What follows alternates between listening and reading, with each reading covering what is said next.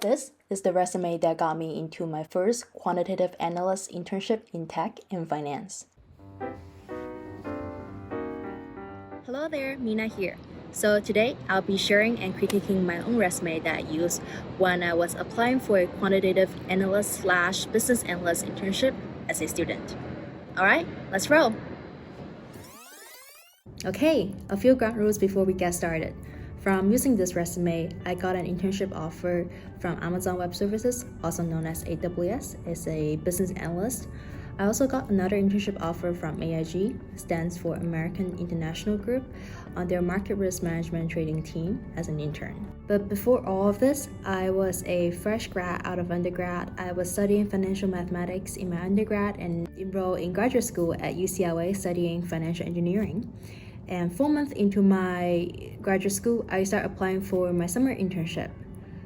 My hope through all of this is to get an internship in a quantitative role, meaning I would use mathematics, statistics, coding, modeling to solve some business problem related to a business unit, a product, pricing. So those are the ground rules that we're working with. Okay, let's see what we got here. Let me open it up. All right, let's go over a few good things and then we move on to the improvement. When I look at it, my resume, good job, Mina. Spacing, formattings, looks great. Looks professional and clean. No strange color, no strange spacing. In terms of layout, I have education on the top, skills and certification following, and then followed by experiences last.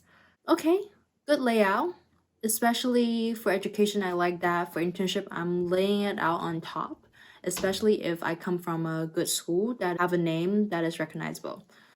And okay, the next thing that I like is my skills and certification. And I like that it's directly following education. And the reason I say that for internship, right? Put yourself in the shoes of a hiring manager or recruiter. In an internship, interns usually hire to either become an early pipeline or something, or they actually help out on some easy tasks. So in case it's the second case, I would love to have my skill set readily easy to be found. So having that layout, perfect. I can see my software, I know how to do R, Python. I wouldn't put PowerPoint, Excel. Maybe in consulting.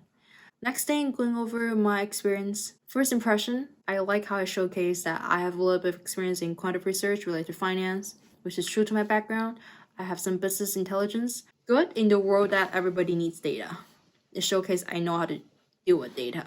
And I also see I have a little bit of extracurriculum activities in university for a long time actually. And then marketing. Okay, pretty diverse. Seems like this person, me here, have some finance background, have some data skills. Hopping on to improvement. Education. I am cramming too much in this education space so that the key point of the courses that I know, the techniques that I know, does not come across to people who's reading this resume. If I have to do it now, I would do education, which would only include program courses. And then I would do a separate section that have projects and competition. Moving on. Okay, I mentioned before that this resume looks great. These students have diverse experience, but there's a catch to it. I'm looking at it now and I'm like, what is this person trying to do? This person have a lot of experience, but it doesn't seem like the resume have a theme. And I would say it is very important to tailor your resume to the job that you want to apply. Maybe not the specific one, but at least to the job category. I would not put some irrelevant experience. And if I have to put it on my resume, I would change the title that is relevant to the job that I'm applying. For example, in my quant summer research internship at University of Toronto, instead of saying that I am generalizing an asset allocation process proposed by Dr. Lewis' paper through X in Python, if this resume is for a business analyst internship, I would not say that because the person that read it would be like, okay, I don't get a thing that she's trying to say.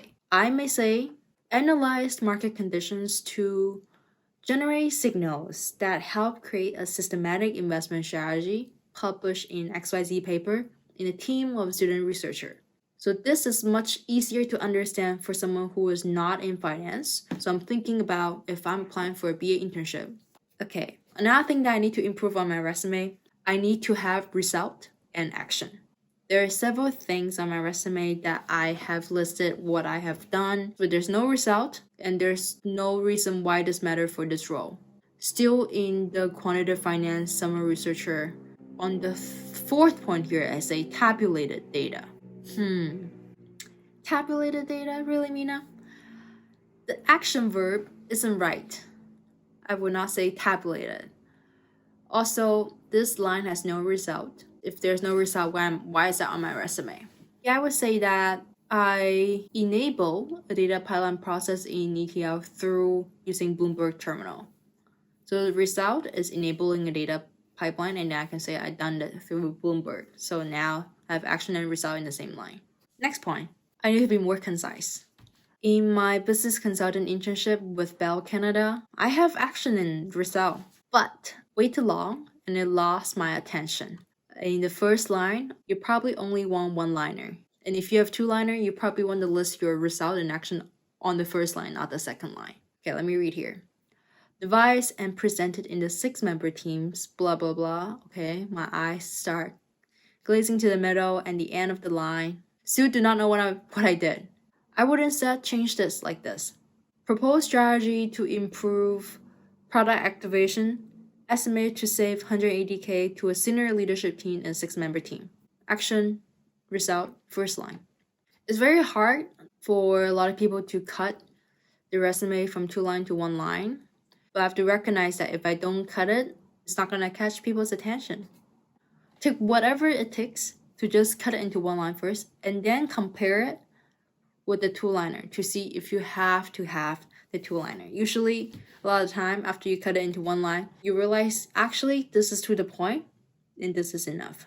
Moving on to my next experience, and the next point that I will improve on is, if I am applying for a business analyst internship, again, going along with the theme line, putting in my next experience in NICE Canada, cool, because it's related to marketing, which could be business, could be relevant to business analysts.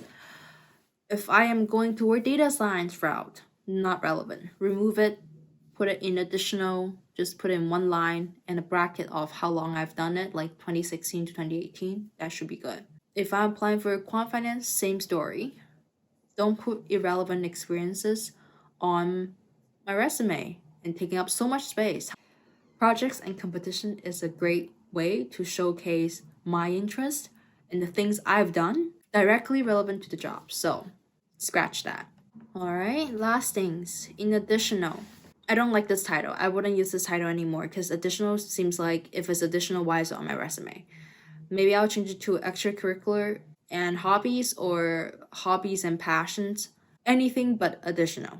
Why do I need 2 lines here in international volunteering? Overall, good points on spacing, good points on formatting, and also diverse experience. Things that I need to pay attention to, or you might find it useful as well, is don't cram your education space to include project and competition. Instead, separate them out. Projects and competition is a very effective way to showcase your skill set as a student. So don't cram them in education. Next thing, have a relevant theme for the job category that you are applying to. Data science, business analyst, and quantum finance, they're all really different. And think through your experience. I wouldn't put all the experience I have for one's resume and send them out again. And another thing is to be concise. I want 1 line, and I want action and result in that 1 line. Welcome back. Thank you so much for tuning in. I hope me critiquing my own resume help you in any way possible during your internship search. I know this is not an easy process, and trust me, you will get there. So don't give up. And stay tuned, subscribe to my channels for more content on how I navigate through my 20s. For those who have been my subscriber, thank you so much for staying subscribed. I know in the past year, I took some time off YouTube to do some self-discovery. So thank you guys. All right, see you guys next time. Bye.